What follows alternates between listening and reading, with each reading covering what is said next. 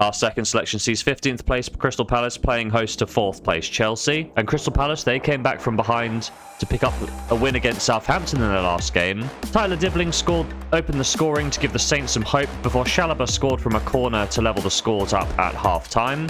Shortly after the break, in the 52nd minute, Eze hammered a shot past Ramsdale to put the Eagles ahead, and from then on they held on. Numbers-wise, this was the correct result. As we look at the XG, this does indicate on the balance of chances created, a 2-1 scoreline was the most likely outcome.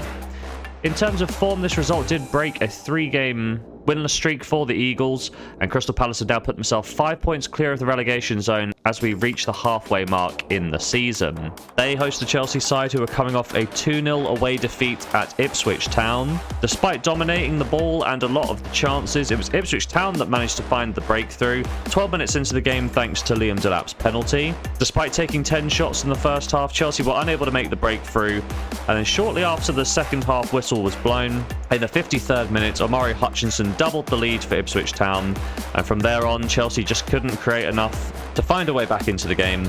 Despite holding 77% of the ball and creating 2 big chances from 10 shots taken, Ipswich Town managed to hold out for a well-earned win. In terms of form, this does mean that Chelsea have had back-to-back defeats in the Premier League, with no win in 3 since the 0-0 draw to Everton.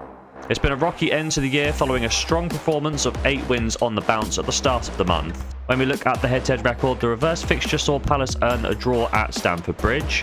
Jackson opened the scoring after 25 minutes before Eze brought the game back to level pegging. 1-1 the final score, but this did really hide just how dominant Chelsea were in the match.